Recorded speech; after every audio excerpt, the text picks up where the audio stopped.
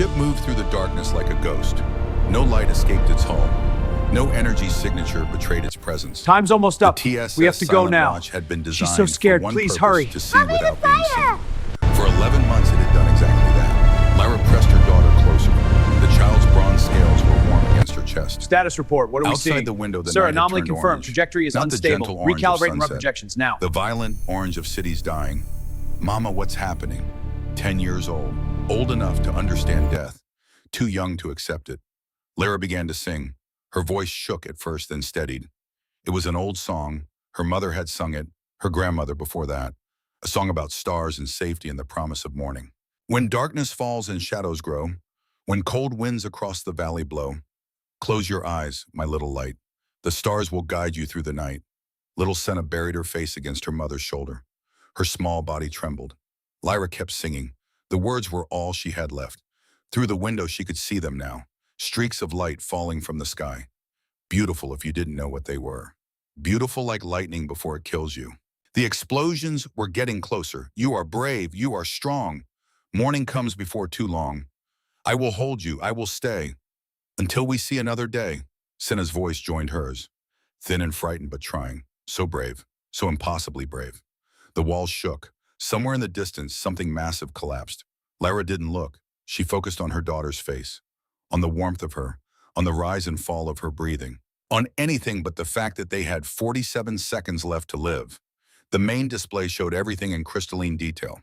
The city, the house, the mother and child singing while fire rained from heaven. The kinetic strike that would erase them both. 47 seconds. His hand tightened on the armrest. The metal groaned under his grip. Commander, Lieutenant Marcus Reeves' voice was carefully neutral. Should I continue recording? Kincaid didn't answer. Couldn't answer. His throat had closed. On a secondary screen, a message waited. His son's face frozen mid-smile. 12 years old, gap-toothed grin from losing a molar last month. The words beneath read, Dad, when are you coming home? I miss you. Elias. He'd recorded it 3 days ago. Kincaid had watched it 23 times. He still hadn't sent a reply. 42 seconds.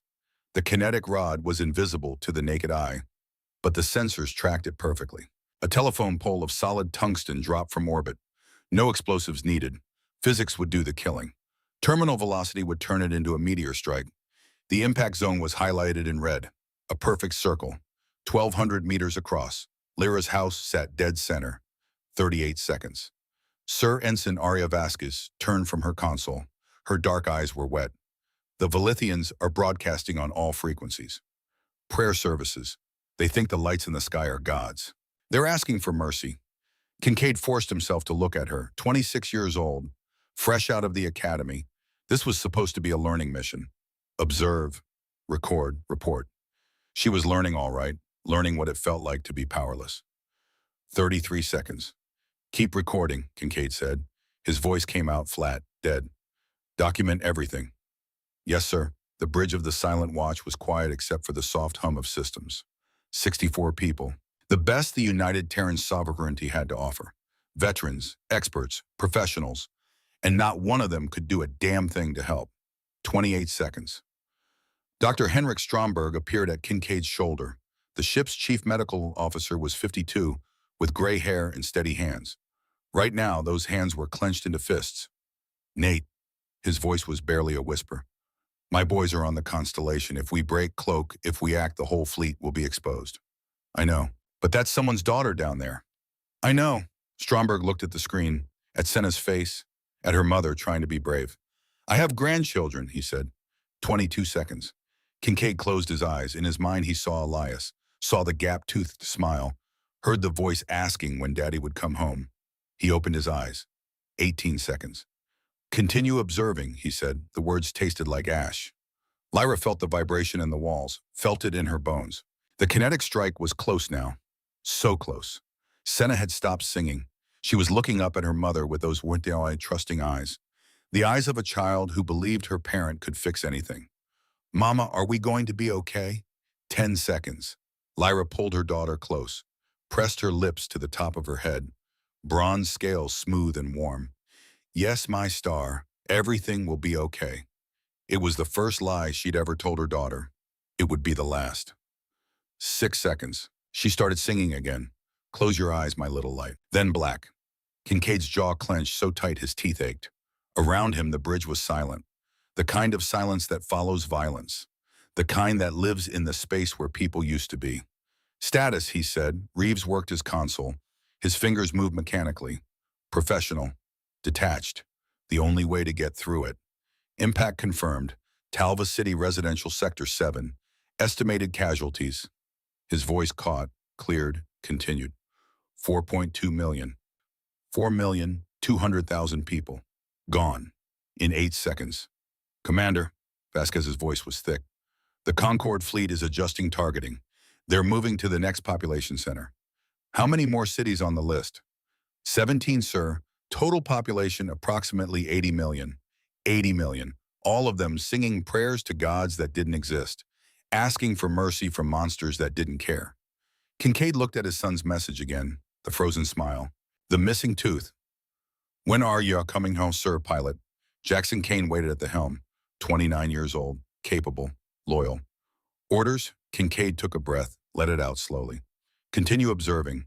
Maintain stealth protocol. Send encrypted bursts to Earth. Priority Alpha. Tell them what's happening here. Yes, sir. The bridge returned to its quiet efficiency. Consoles hummed, data streamed. The machinery of observation continued its work. On the main display, the conquered fleet hung in orbit. 47 warships, each one a cathedral of violence. Beautiful in their terrible way, elegant instruments of genocide. And humanity watched, hidden, safe, silent. Kincaid stared at the burning planet and felt something break inside him. Not yet, though. Not yet. The TSS Silent Watch slipped out of faster-than-light travel at the edge of the Velith system. No flash of arrival, no energy spike. One moment empty space. The next, the ship was simply there, like a thought appearing in the dark. Stealth systems nominal, Kane reported. We are invisible. Good. Kincaid stood from his command chair, stretched. 11 months ahead of them. 11 months of watching. Take us to observation position. Keep us dark. Yes, sir. The ship moved deeper into the system. Slow, patient. A predator that had all the time in the world. This was humanity's gift, not speed, not strength. Patience. 200 years of patience. Kincaid walked to the observation deck.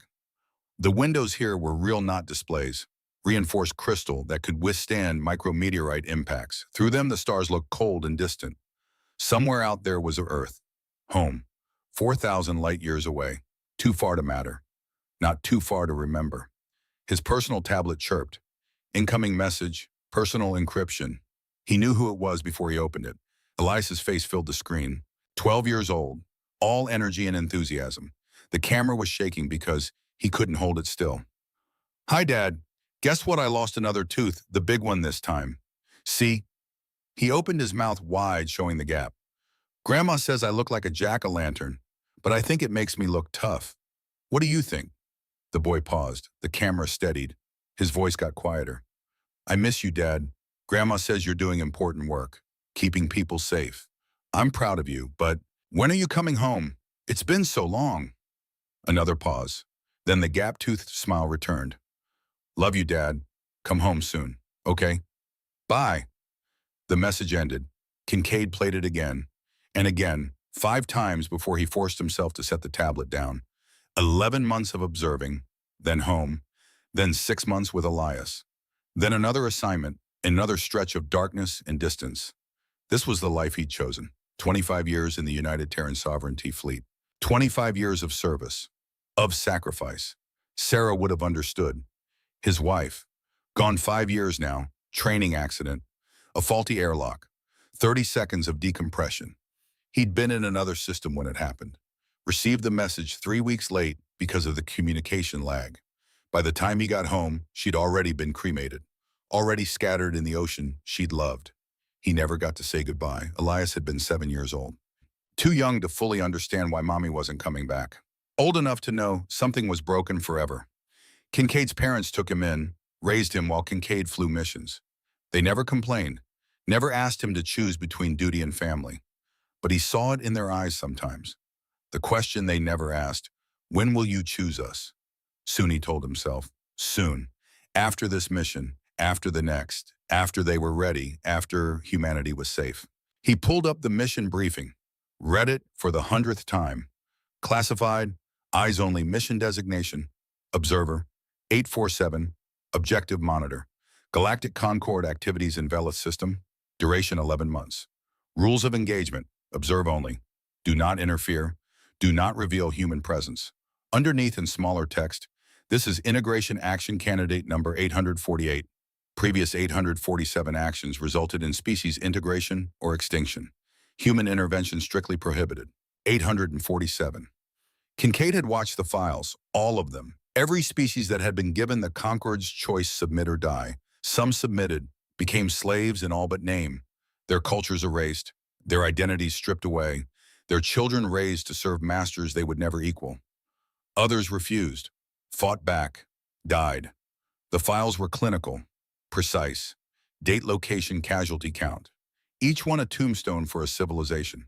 File number 291 still gave him nightmares. The Karash. 400 million dead over 16 days. He'd been on Observer Post Theta then.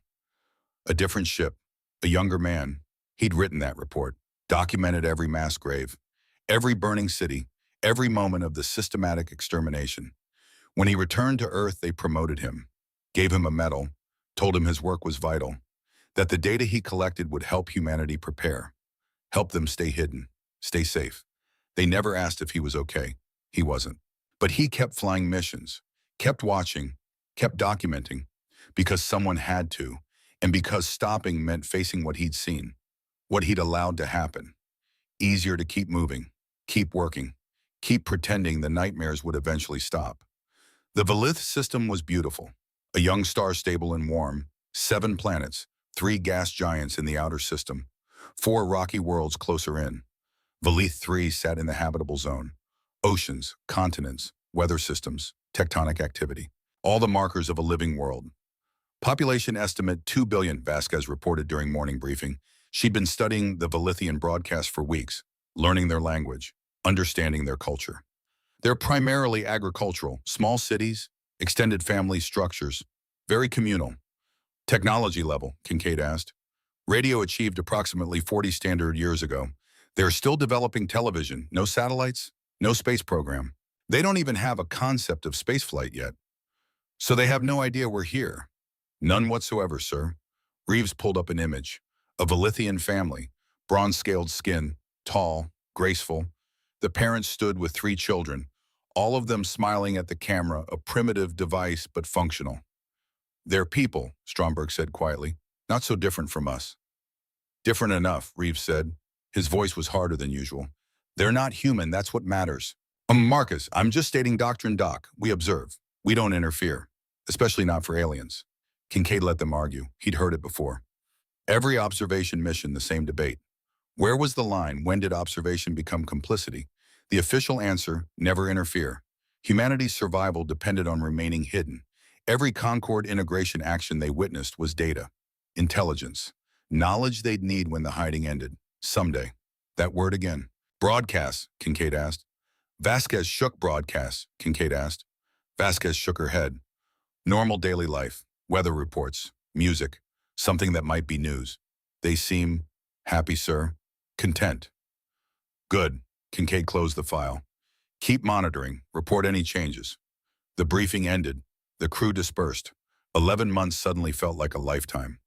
Sir, we have incoming. Kincaid was in his quarters when the call came. He was on the bridge in 40 seconds. Report.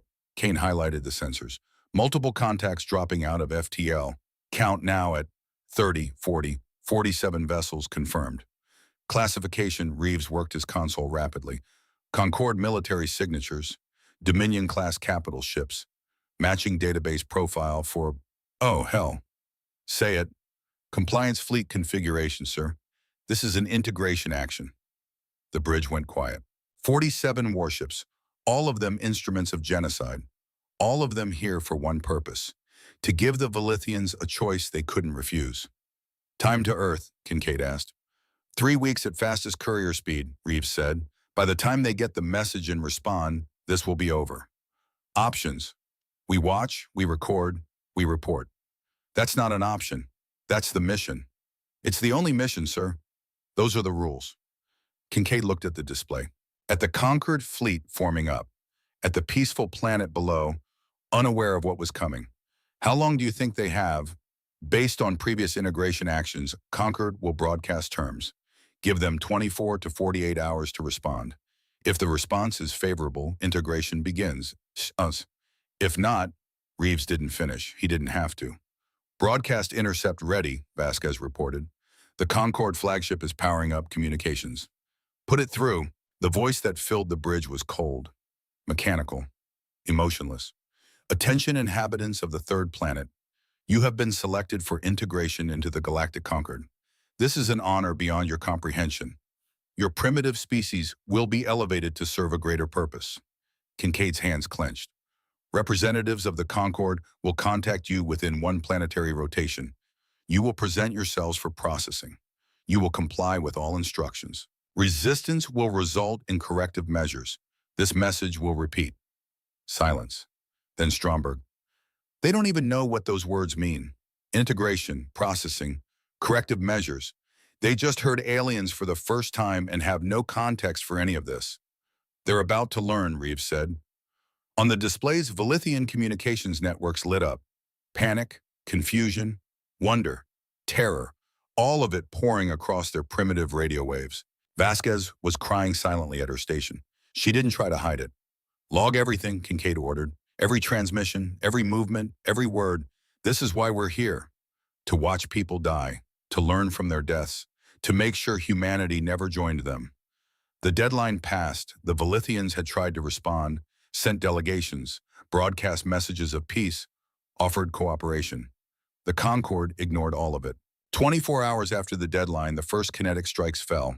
Kincaid forced himself to watch, made himself see every detail.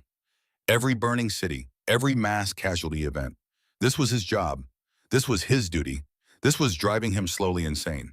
12 cities in the first 6 hours. 34 million dead. The Concord was methodical, precise. They weren't trying to kill everyone. Just enough. Enough to make the survivors understand. Enough to break their will. Enough to make integration look like mercy. Sir, Vasquez's voice was hoarse from crying. I'm picking up a broadcast. Civilian frequency. It's a family. Is it relevant to our intelligence gathering? I don't know, sir. Maybe. It's being transmitted across multiple channels. Other Velithians are rebroadcasting it. Kincaid almost said no, almost told her to focus on military frequencies, strategic data. But something in her voice stopped him. Put it through. The audio feed crackled, then cleared. A mother's voice, singing. When darkness falls and shadows grow, Kincaid froze. On the visual feed, he could see them. A small house, a mother holding a daughter, maybe 10 years old. Both of them bronze-scaled and beautiful and doomed. Through the window, the sky was burning. Close your eyes, my little light. Sir, Vasquez was looking at him. Should I keep it on? The mother's voice was shaking but steady. The child joined in. Thin and frightened, but trying. So brave. So impossibly brave. Kincaid pulled up the tactical display. The next wave of kinetic strikes. Impact zones highlighted in red. One of them covered that house. Time to impact. 47 seconds, sir. 47 seconds. He looked at his tablet, at Elias's frozen smile. When are you coming home? Sir, it was Reeves, voice carefully neutral. The 23rd Patrol Group has been shadowing us for the past 3 weeks. Command positioned them here in case we need backup. Kincaid turned. In case we need backup for what? We're an observation ship. In case we decide to act. The bridge went dead quiet. Are you suggesting we break every protocol we have, expose humanity to the conquered, start a war we might not win? I'm suggesting that command knew this might happen. That's why they put a combat group 3 hours away. That's why they gave you command of this mission, sir. Because if anyone would make the hard choice. Reeves stopped. Because you've been here before. File number 291. The Karash. 400 million dead while Kincaid watched and did nothing. They'd promoted him for that, given him medals, made him a commander. Because he could make the hard choice. Because he could follow orders while people burned. 38 seconds. What about my boys? Stromberg asked quietly. They're on the Constellation. If we blow our cover, the whole fleet is exposed. Every hidden colony, every secret shipyard, everything. I know, but that's someone's daughter down there. I know. 28 seconds. The song continued, the mother and child singing in the dark, pretending everything would be okay, lying to each other because the truth was too terrible. Kincaid thought about Sarah, about the 30 seconds of decompression that had killed her, about how she'd known in those seconds that she was going to die. Had she been afraid? Had she been brave? Had she thought about Elias? 18 seconds. Continue observing, Kincaid said. Vasquez made a sound, not quite a saw, not quite a scream. That's an order, Ensign. Yes, sir. The song got quieter. The child was asking her mother if they'd be okay. The mother lied, said yes, said everything would be fine. 10 seconds. Kincaid closed his eyes, saw Elias's face, saw the gap-toothed smile, saw 400 million Karash burning in his nightmares. 6 seconds. He opened his eyes. Maintain position. Document everything. The screen went white, then black. 4.2 million people. Gone. And Commander Nathaniel Kincaid had followed his orders perfectly, just like always, just like the good soldier he was. The bridge was silent except for Vasquez crying. Nobody told her to stop. 4.2 million people. The number sat on the screen like an accusation. Cold, clinical, final. Kincaid stared at it. His reflection stared back from the darkened display. Hollow eyes, gray-streaked hair, the face of a man who had just watched a city again. 17 more cities on the targeting list, Reeves said. His voice had gone flat. Professional detachment, the only way through. Next strike in 42 minutes. 80 million more people, all of them waiting, praying, singing to children who trusted them to keep them safe. All of them about to learn that trust meant nothing. Sir, Vasquez turned from her console. Her face was wet. She'd stopped trying to hide it. The Velithians are broadcasting on all frequencies. Every temple, every home. They think these are gods testing their faith. On the audio feed, the prayers continued. Thousands of voices, begging for mercy from monsters who didn't understand the word. Kincaid's hands were shaking. He pressed them flat against the armrests. The metal was cold, solid, real. Unlike the people on the screen. Unlike the 4 million who'd just become numbers in a report. Commander, it was Kane at the helm. Young, loyal, waiting for orders. What orders could he give? Continue watching, keep recording, document the genocide with perfect clarity so Earth could study it later, learn from their deaths. Prepare for humanity's survival. Stay hidden, stay safe, stay silent. That was the doctrine. 200 years of doctrine. 200 years of watching others burn so humanity wouldn't. Sir Kane again, patient, trusting. Kincaid looked at his tablet, Elias's frozen smile. When are you coming home? Dad, soon, he had said. 1 more month, then 6 months together, then another mission, another stretch of darkness, another city dying while he watched. How many more? How many more times could he choose safety over action, survival over conscience? How many more nightmares could he carry? Sarah's face appeared in his mind, not the memorial photo, the real Sarah, laughing, alive. The woman who'd married a soldier but loved a man who tried to do right. What would you do? He asked her ghost. She didn't answer. The dead never did. But he knew, deep down in the part of him that hadn't died with her, he knew. Sarah would have acted. 38 minutes to next strike, Reeves reported.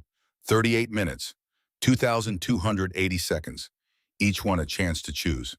Kincaid took a breath, let it out slowly. Crew assembly, everyone to the bridge. Now. Reeves looked up sharply. Sir, you heard me? Everyone. Engineering, medical, support.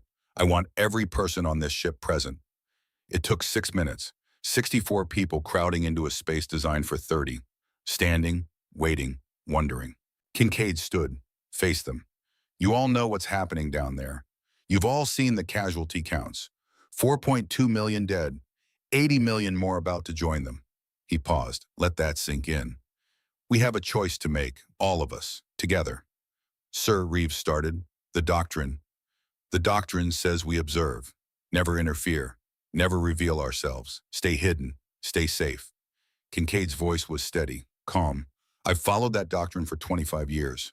Watched species burn, wrote reports about their deaths, learned from their suffering so humanity could survive. He looked at each of them, and it's made me a coward. Silence. Not anymore. Not today. Today I'm asking you to choose, not as subordinates, as equals, as human beings. He gestured at the screen, at the burning planet. If we act, we expose humanity. The Concord will come for us, for Earth, for every hidden colony. Our families will face war. Our children will inherit a fight we started. Kincaid's voice dropped. But if we don't act, we watch 80 million people die. People we could save. And we'll have to live with that. Every one of us, for the rest of our lives. He thought of file number 291 of the Koresh, of 16 days of documented genocide. I can tell you what that's like. The nightmares, the guilt, the knowledge that you chose safety over doing what's right. It never goes away. It never gets easier. Vasquez spoke, her voice small but steady. What are you asking us to vote on, sir? Whether we break cloak, whether we intervene, whether we say enough. He paused.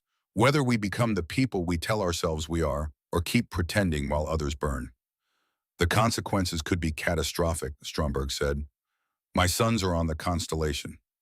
If we expose the fleet, they could die.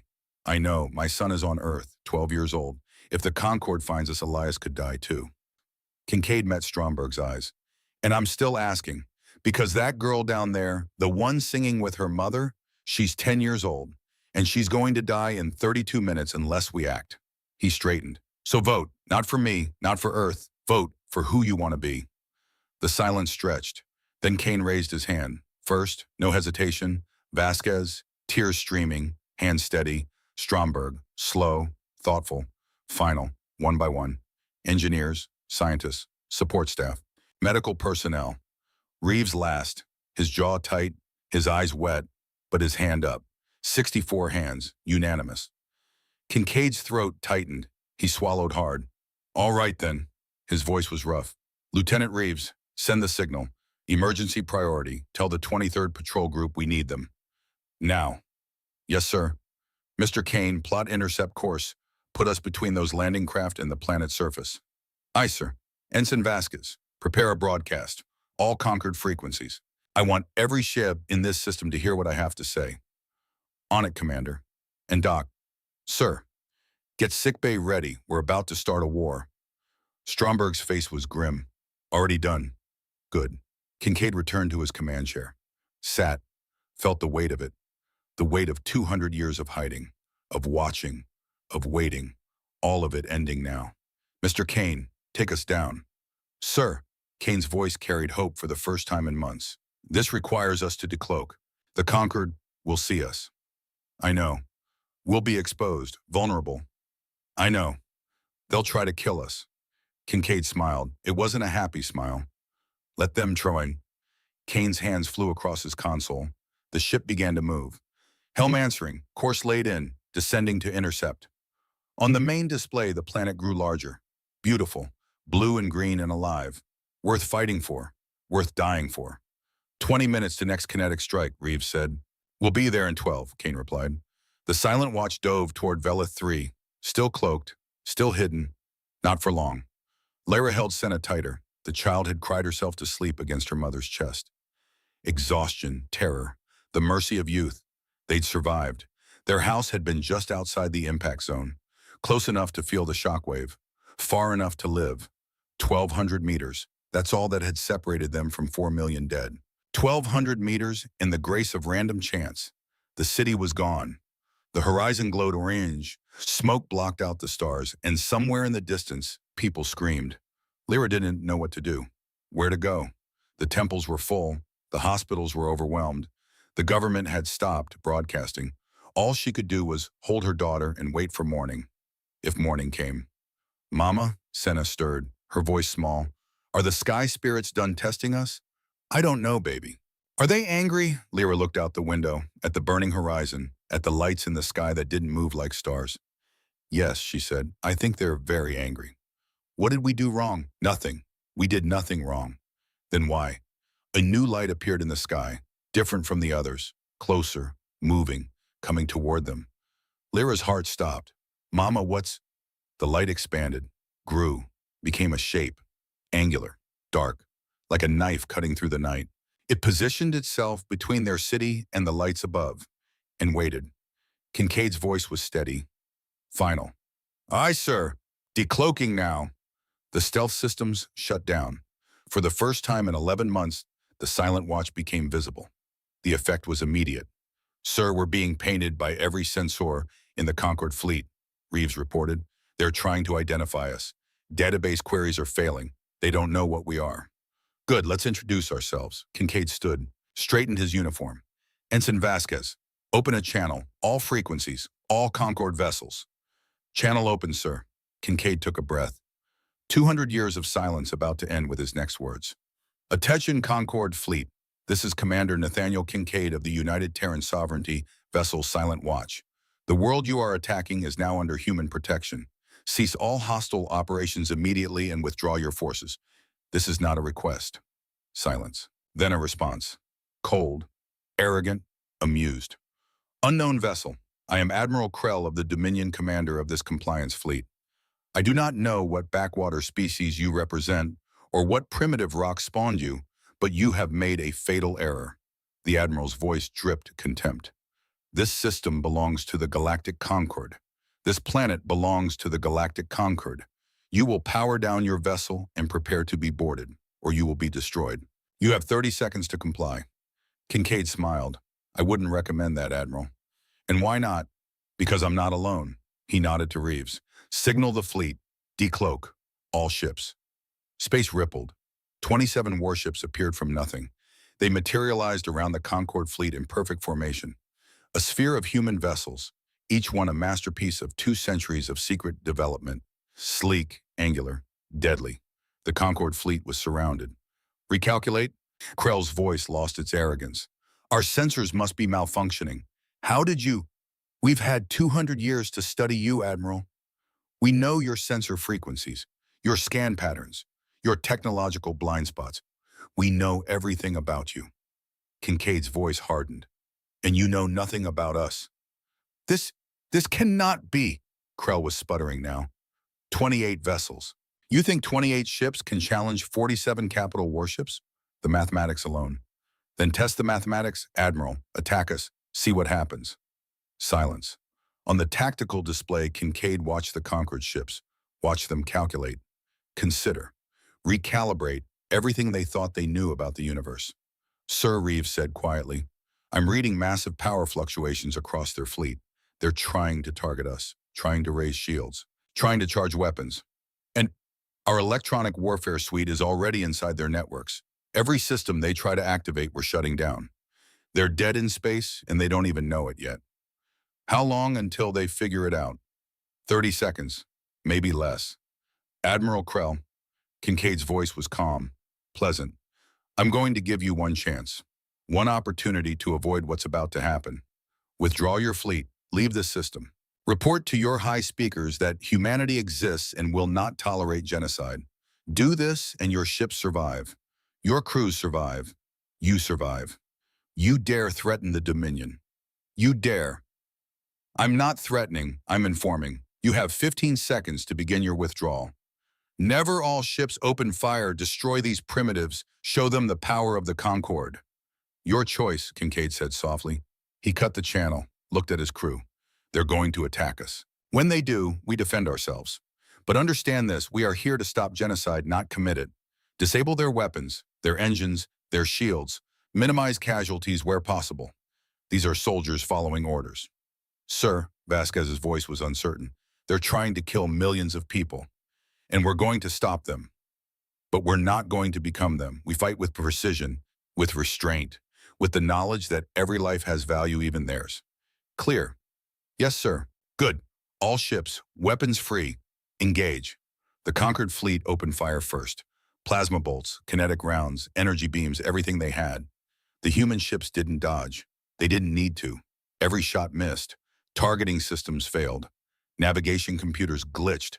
Weapons fired at empty space or locked onto their own ships. 200 years of studying Concord technology. 200 years of finding every flaw, every weakness, every vulnerability. 200 years of preparation. "Return fire," Kincaid ordered. "Precision strikes only." The human fleet responded. Their weapons were different. Quantum disruption warheads that phased through conventional shields. Particle beams that ignored armor plating. Technology the Concord had never imagined because they'd stopped innovating millennia ago. Stopped asking, what if? Stop dreaming of better ways. That was their fatal weakness. Not military might, not numbers. Stagnation. And humanity's greatest strength wasn't technology. It was the refusal to accept that anything was impossible. Concorde ships began dying. 5 vessels in the first 30 seconds. Weapons arrays vaporized. Engines crippled. Drifting helpless. 10 more in the next minute. 15 total. Then the silent watch shuddered. Impact, Kane called. Port side engineering section. Hull breach. Damage report. A pause. Too long. Engineering compartment 7. Decompression in progress. Emergency bulkheads. Bulkheads sealed. Kincaid's heart sank. Casualties. The pause was even longer. Engineering Chief Thomas Grant and 6 crew members. Trapped in the compartment when the breach occurred. They didn't make it to the safe zones in time. No. Grant, this is Kincaid. Tom, can you hear me? Static. Then, I'm here, sir. Grant's voice was eerily calm, the calm of a man who'd already accepted his fate. Main compartment vented. I sealed myself in auxiliary control. Hulls compromised. Oxygen's degrading fast. We're going to get you out. No, sir, you're not. A bitter laugh. Structural damage is catastrophic. The bulkhead's barely holding. If you breach it to extract us, you'll lose half the ship. Tom. It's okay, Commander. Really. His breathing was getting faster, shallower. The others went quick. Decompression. They didn't suffer. Just me left, and I've got maybe 90 seconds of air. 90 seconds. Not enough time. Not nearly enough. We voted for this, sir. All of us. Knew the risks. Grant's voice was fading. Just tell my husband I love him. Tell Daniel I was thinking of him at the end. Tell him yourself. That's an order. A weak laugh. Can't follow that one, sir. But did we save them, the people down there? Kincaid looked at the planet, at the city that still stood, at the millions of lives still breathing. Yes, Tom, we saved them. Good. Then it was worth it. Worth every... The transmission cut to static. Gone. 7 people. 7 members of his crew. People who'd voted to act, who'd trusted him, believed in him. Dead. Thomas Grant, 34, husband to Daniel. Jennifer Cross, 28, engaged to Marcus Reeves' sister. David Park, 31, parents on Mars colony. Elena Santos, 42, 3 children on Earth. Robert Kim, 26, twin brother in the merchant fleet. Alice Johnson, 38, wife and young son. Thomas Red, 51, widower, photography enthusiast. 7 names, 7 faces, 7 votes for action. Kincaid's hands gripped the armrests, white-knuckled, shaking. Sir, Reeves's voice was gentle. His sister's fiancé was dead, but his professionalism held. Barely. The Concorde fleet is in full retreat. 11 minutes total engagement time. 23 enemy vessels destroyed, 24 disabled. The rest are withdrawing to FTL. 11 minutes, 7 dead, millions saved. Was that the trade? Get me Admiral Krell. A pause. Then the Dominion's face appeared on screen. No longer arrogant. Shocked. Afraid. How did you... Withdraw your fleet, Admiral. Now, or the next shots won't be aimed at your engines. This is not overhuman. When the Concorde learns what happened here, let them learn, let them know that humanity exists, that we've been watching, preparing, waiting, and that the age of compliance is over. Kincaid leaned forward, his voice ice. Tell them one more thing, Admiral. Tell them we could have destroyed every ship in your fleet, killed every single one of you. We had the ability. We had the justification. He paused. But we chose not to. Remember that. When your high speakers scream for vengeance, remember that we showed you more mercy than you ever showed anyone else. Remember that strength isn't the willingness to destroy. It's the ability to protect.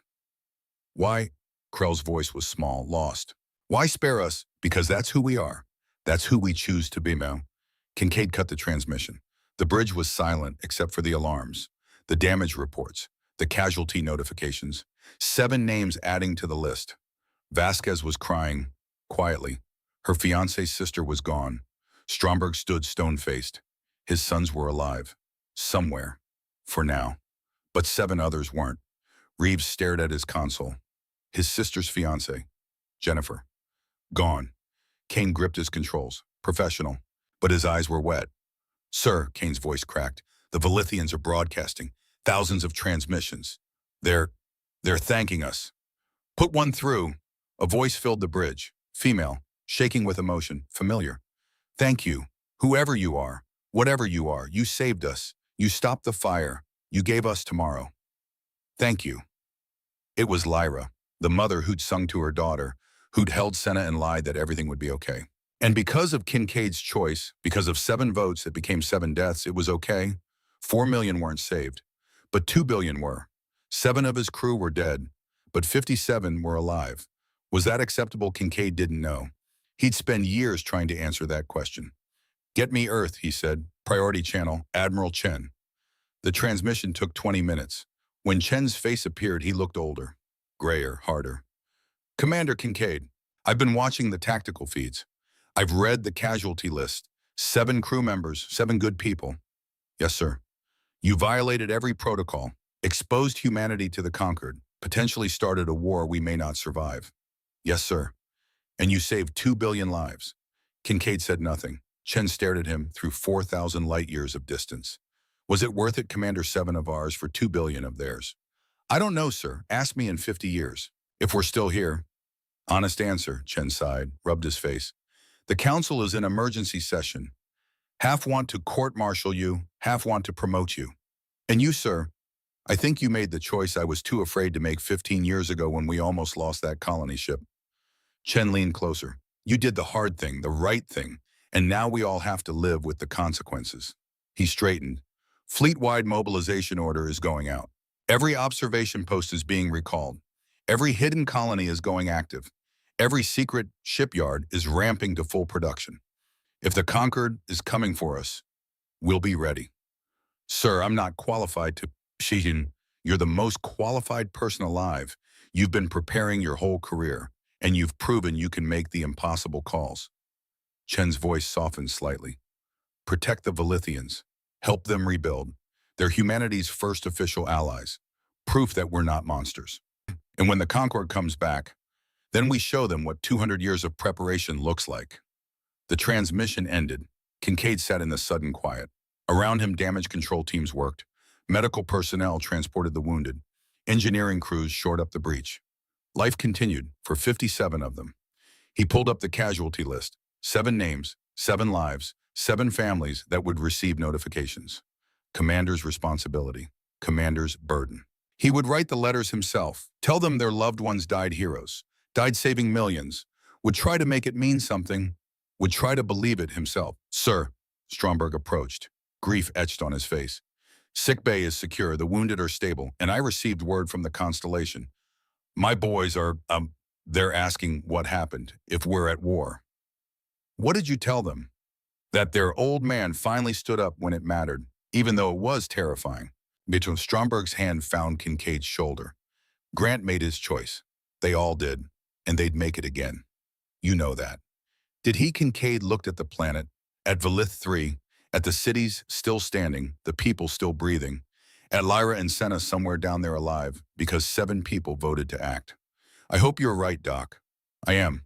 Stromberg's voice was firm. And sir, thank you for being brave enough to let us choose.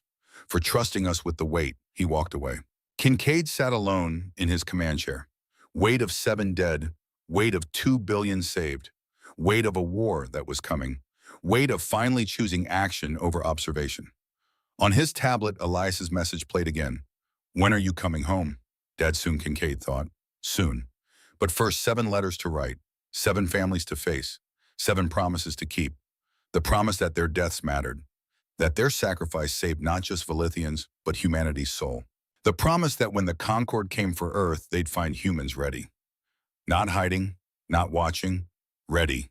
The war lasted 3 years. 3 years of running battles across 100 systems. 3 years of humanity stepping from shadows into fire.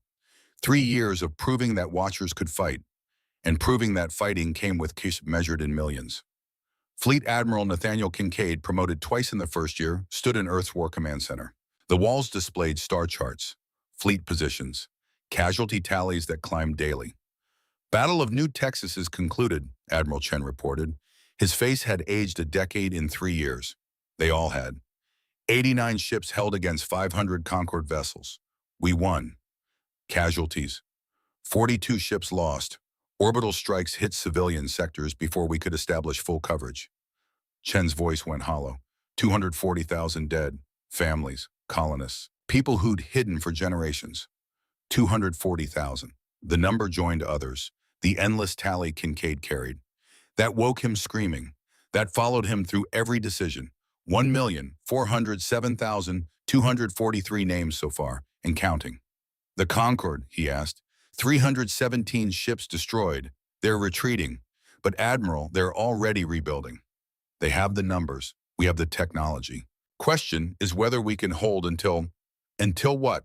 Kincaid's voice was sharper than intended. Until they run out of ships. They have thousands of worlds. We're buying time with blood in and hoping it's enough. Chen met his eyes, understanding their shared burden. Then we'd better make sure it's enough. Status of the coalition. Ambassador Catherine Sterling stepped forward. 70 years old, silver-haired, sharp as broken glass. She'd come out of retirement for this war. Growing every day. 127 species have joined us, secretly, publicly, militarily. They're providing intelligence, resources. Some are sending fleets. The Velithians, Sterling smiled, first one Kincaid had seen in weeks, fighting alongside us in every major engagement. Their ships are crude compared to ours, but their pilots. She shook her head with admiration. Fearless, absolutely fearless. They remember Velith 3. They remember the lullaby. The 47 seconds. The choice that started everything. Commander Reeves, Kincaid turned to his intelligence chief, promoted, hardened, still mourning his sister's fiancé 3 years later. What's the latest on Concorde internal stability? Fracturing. Reeves pulled up holographic data. We've confirmed 218 species in various stages of rebellion. The Concorde is hemorrhaging control. Every battle we win inspires 10 more uprisings. And Krell, still imprisoned, still cooperative, still, Reeves hesitated. Change, sir. The reports from his guards say he spends every day studying the files. All 847 integration actions. Every face, every name, I don't know what he is anymore. Broken, Stromberg said quietly. The doctor had lost both sons in the Battle of Kepler Station. Year 2, he'd stayed on duty anyway, had nowhere else to go. He's a broken man trying to figure out how to live with what he did. Good, Kincaid said.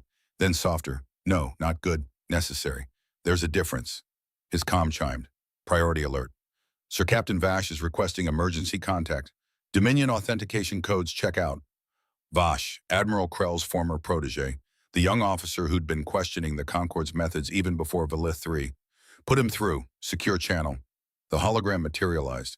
A young Dominion, perhaps 50 by their standards. Nervous. Determined. Admiral Kincaid, I'm requesting political asylum for myself and 372 Dominion officers under my command. We're prepared to provide complete tactical intelligence on Concorde fleet movements, strategic installations, and High Council communications. Kincaid studied him. This is the third group of Dominion defectors this month. Why now? Because I watched the Battle of New Texas footage. I watched your fleet sacrifice 42 ships to protect civilians you'd never met. I watched you pull back from pursuing our retreating forces to establish orbital shields over the refugee camps. Vash's voice cracked. And I realized everything Admiral Krell taught me was a lie. Krell taught you that strength was everything. Yes, and you've proven that mercy is stronger, that protecting is harder than destroying, that...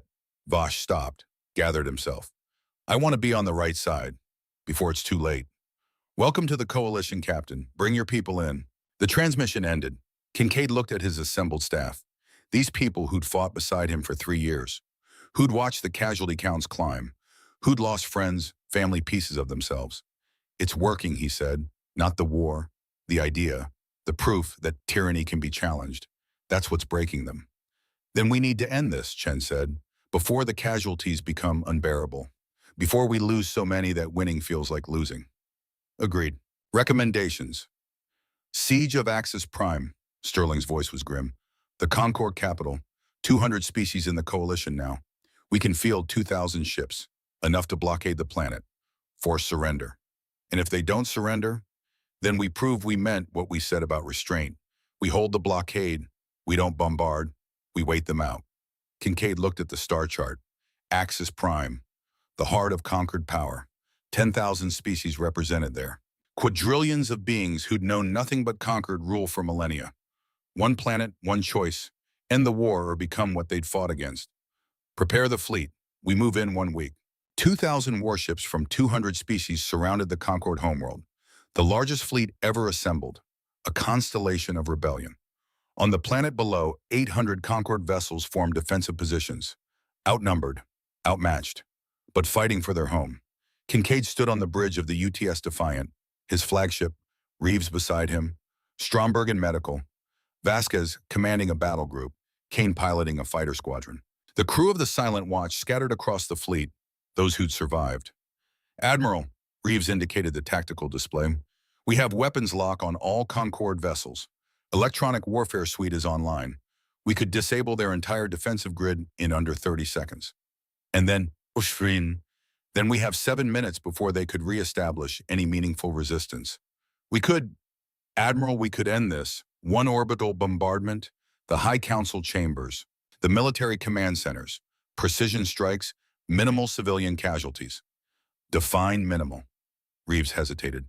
Estimated 50 to 80 million, mostly in government districts. High density, 50 million, minimal. Kincaid looked at the planet, blue and green and beautiful, home to 10 billion Dominion, most of them civilians, most of them innocent of anything except being born into the wrong civilization. No. Sir, I said no, we're not bombing Axis Prime. We're not killing 50 million people to make the High Council surrender faster. Then what do we do? Kincaid took a breath. We show them what strength actually looks like. He opened a channel. All frequencies, broadcast to the entire planet. People of Axis Prime, this is Fleet Admiral Nathaniel Kincaid of the United Terran Sovereignty. Our fleet surrounds your world. Our weapons are locked on your defensive positions. We have the power to destroy every military installation on this planet within minutes. He let that sink in. We're not going to. Confusion, he could imagine it, feel it rippling through the billions listening. For millennia, your Concorde has operated on one principle: the strong dominate the weak. The strong take what they want. The strong survive. Kincaid's voice hardened. You're wrong. Strength isn't the ability to destroy. It's the ability to protect. Power isn't the right to dominate. It's the responsibility to serve. Civilization isn't built on fear. It's built on hope. He gestured though they couldn't see him. We could end this war right now. One bombardment, your government obliterated, your resistance broken, your planet conquered. Pause, Bio. But that would make us you, and we didn't fight this war to become what we're fighting against. Kincaid's voice softened. So here's what we're offering instead. Surrender, unconditional. The high speakers who ordered integration actions will stand trial for their crimes. But the Dominion species will not be exterminated, will not be enslaved, will not be erased.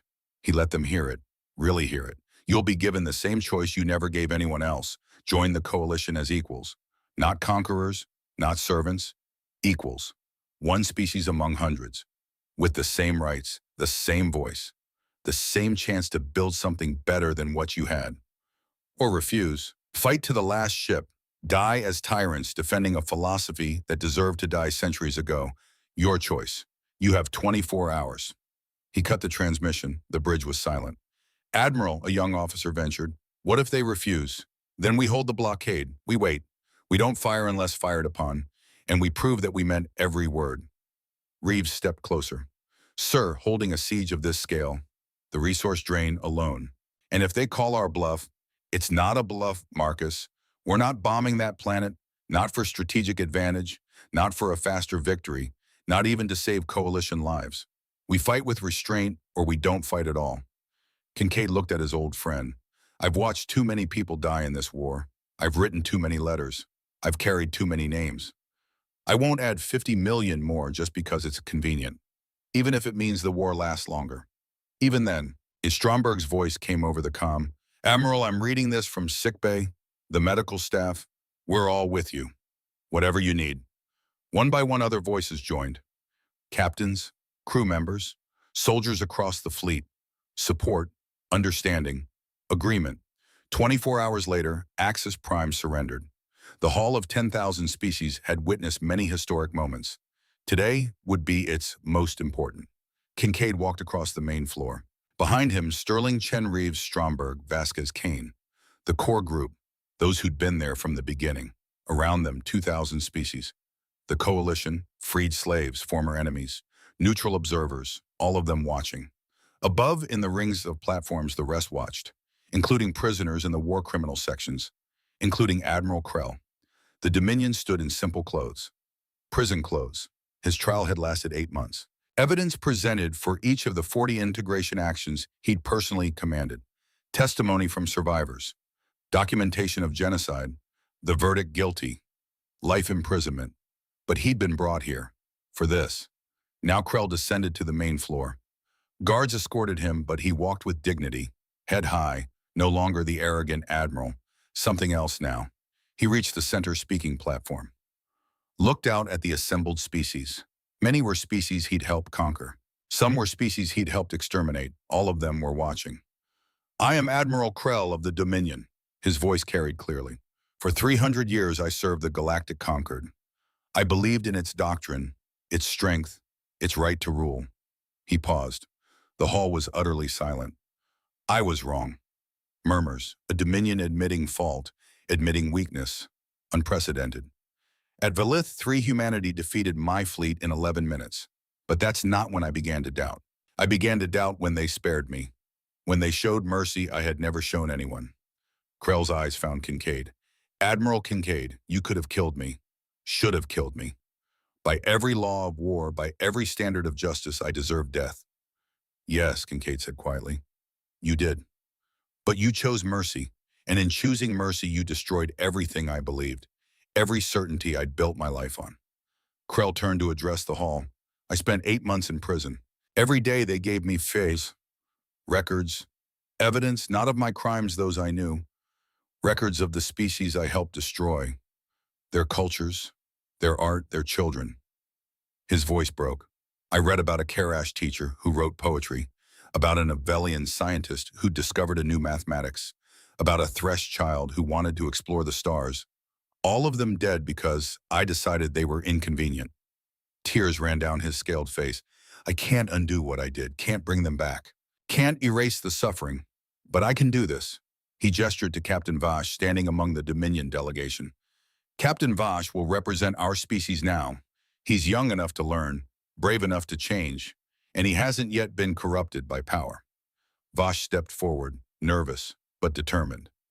Admiral Kincaid, Ambassador Sterling, assembled species. His voice shook but held. On behalf of the Dominion, I formally request admission to the coalition. Not as conquerors, as equals. As one species among thousands. We bring no demands, only a promise to be better than we were. Sterling stood. The coalition will vote. All species, equal voice. That's how we operate now. The vote took 2 hours. Arguments, debates. Many wanted vengeance, wanted the Dominion to suffer as their ancestors had suffered. But mercy kept winning by 7 votes. 7. Kincaid thought of the 7 crew members who died at Valith 3. Wondered if they'd have voted for mercy. Decided they would have. The Dominion is accepted into the coalition, Sterling announced. May you prove worthy of the second chance you've been given. Krell bowed, deep, respectful, then returned to his guards. But before he left, he stopped beside Kincaid. Thank you, he said quietly. Not for mercy. I don't deserve mercy. Thank you for showing me what I could have been, what I should have been, what I'll spend the rest of my life trying to become. Will it be enough? Kincaid asked. Can you ever make up for what you did? No, but I have to try. It's all I have left. Krell was led away. Kincaid watched him go. A broken tyrant trying to become something better. Was that redemption? Or just the beginning of atonement? He didn't know. But it was more than most got. Black stone carved with names, 1,407,243 of them, each one a person, a life. A story ended. The wall curved across the landscape outside Earth's capital. A scar, a reminder, a promise. Kincaid stood before it with Stromberg. Both of them older, grayer, worn by 3 years of war. They found the section they sought. The first 7 names, Thomas Grant, engineering chief, died Valith 3. Jennifer Cross, ensign, died Valith 3. David Park, lieutenant, died Valith 3. Elena Santos, lieutenant commander, died Valith 3. Robert Kim, ensign, died Valith 3. Alice Johnson, chief petty officer, Died Valith 3. Thomas Red, warrant officer. Died Valith 3. The ones who'd voted first, who'd started it all. Stromberg moved to a different section. Found other names. Stromberg Eric. Captain. Died Kepler Station. Stromberg James. Lieutenant. Died Kepler Station. His sons. Both of them. His hands traced the letters like reading Braille, learning the shape of loss. They were terrified, he said Eric's last message. He said they were both scared. But they held the line anyway. That's what courage is. Doesn't make it hurt less. They stood in silence. Two old men who'd sent too many young people to die. Around them, others did the same. Families, friends, lovers, the living touching names of the dead. A Valithian child approached, bronze-scaled, maybe 13 years old. She carried flowers. She placed them at the base of the wall, at Thomas Grant's name. "Thank you," she said in perfect English. "My mother says he died so I could live. I wanted him to know I'm grateful." She touched the stone, reverently, then walked away. That, Stromberg said. That's why. 10 years after the war ended, Kincaid returned to civilian life. Retired at 59, let younger officers run the fleets, the exploration missions, the rebuilding. He'd done his part, paid his price, earned his rest.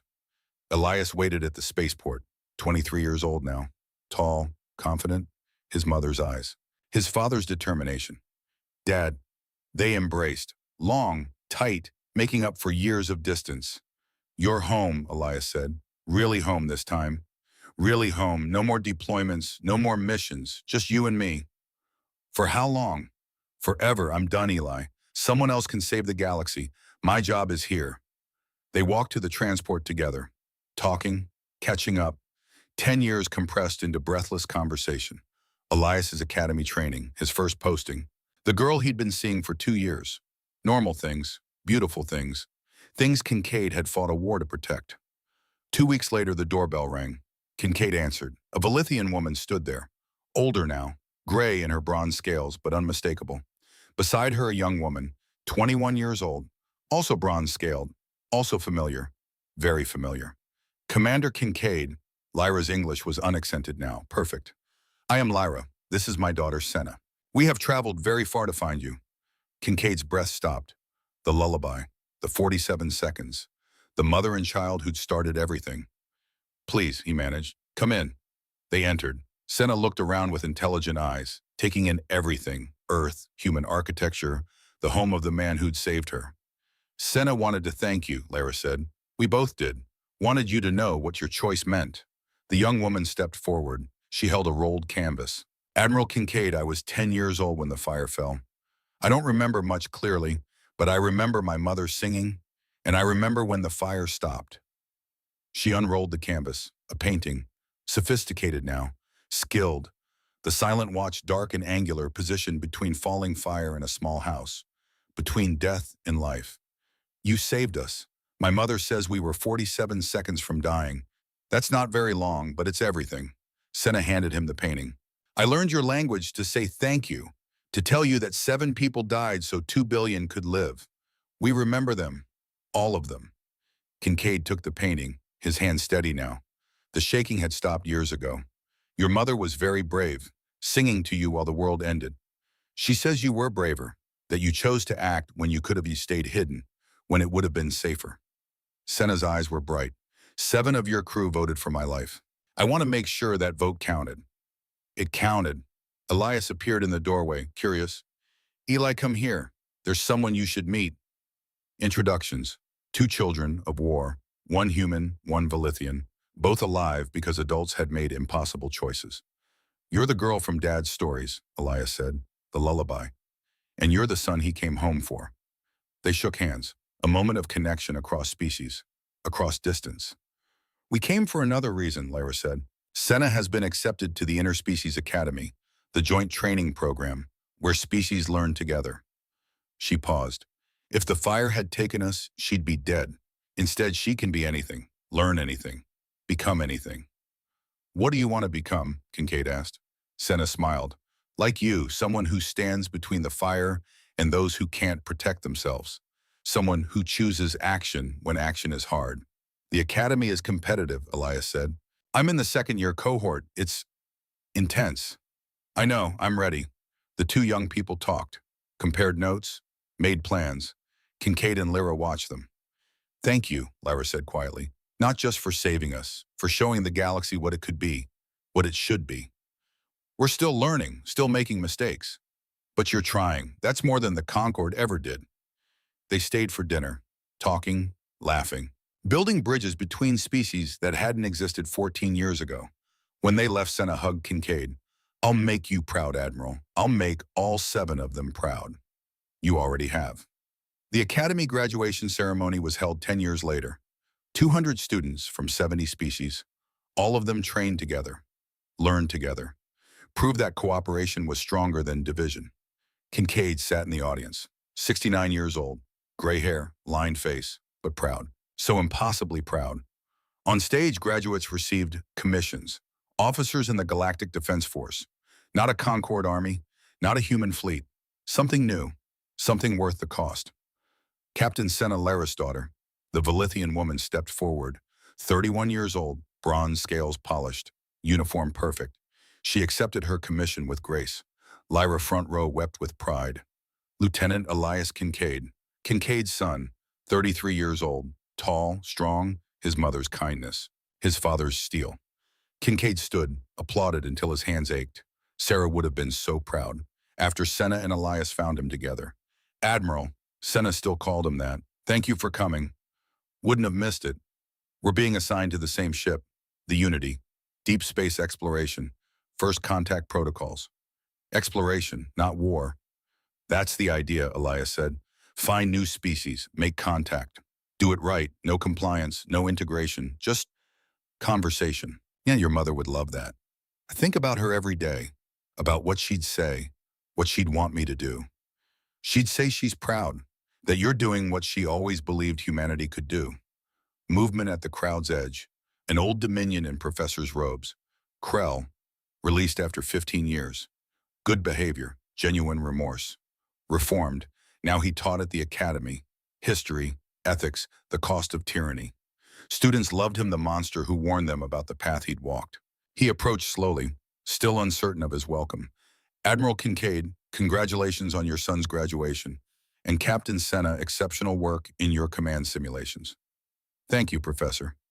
"I wanted to say," Krell paused, struggled. "I teach them about Velith 3 every semester, about your choice, about what real strength looks like, about the 47 seconds. He looked at Senna. "And every time I see you, Captain, I remember the lullaby. The child singing with her mother while I ordered her death. And I'm reminded why I spend every day trying to atone." Senna met his eyes. No fear, no hatred, just understanding. "My mother forgave you years ago, Professor. She said holding anger only hurts the one carrying it. I don't deserve forgiveness. Maybe not, but you're trying to earn it anyway.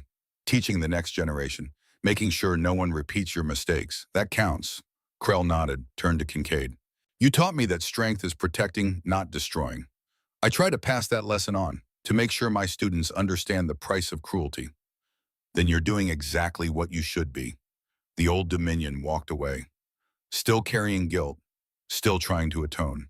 Would he ever be free? Kincaid didn't know. He carried his own weight. 1,400, 7,000 names, 7 from the Silent Watch. Stromberg's sons, Grant and Cross, and all the others. But the weight felt lighter now. Not gone, never gone, but bearable. "Dad, Elias was watching him. "You okay?" "Yeah, just thinking about how far we've come, how many people made it possible." He looked at the graduates, at the 70 species represented, at the future they were building, and about how close we came to staying silent, staying hidden, letting fear rule us. "But you didn't," Senna said. "You chose us, chose tomorrow, chose to pay the price so we wouldn't have to." "We chose," Kincaid corrected. 64 crew members, 7 who died, millions who fought, billions who supported. Everyone who refused to accept that tyranny was inevitable. He thought of the 47 seconds, of the lullaby, of the choice that changed everything. They're the real heroes. They're the ones who made this possible. "Then we'll honor them," Elias said, "by being worthy of what they gave us, by exploring instead of conquering, by protecting instead of dominating. That's all any of us can do." The ceremony ended. Graduates dispersed to their assignments. their lives, their futures, futures that existed because enough people chose action over safety. Right over easy, tomorrow over today. Kincaid walked through the academy grounds with Elias and Senna. 3 generations of choice. 3 lives connected by 47 seconds. Being alive, being free, being part of something larger. And for the first time in 24 years, since Sarah died, since the nightmares started, since the weight became unbearable, Kincaid felt something close to peace. The stars above were the same stars that had watched empires rise and fall, that had seen species flourish and die, that had observed tyranny and freedom, war and peace, silence and action. Now they watched something different. 10,000 species, no longer divided into strong and weak, masters and servants, conquerors and conquered, equals, learning, growing, building, together.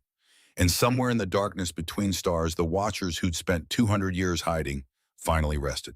Their vigil was over. Their choice had been made. Their tomorrow had begun.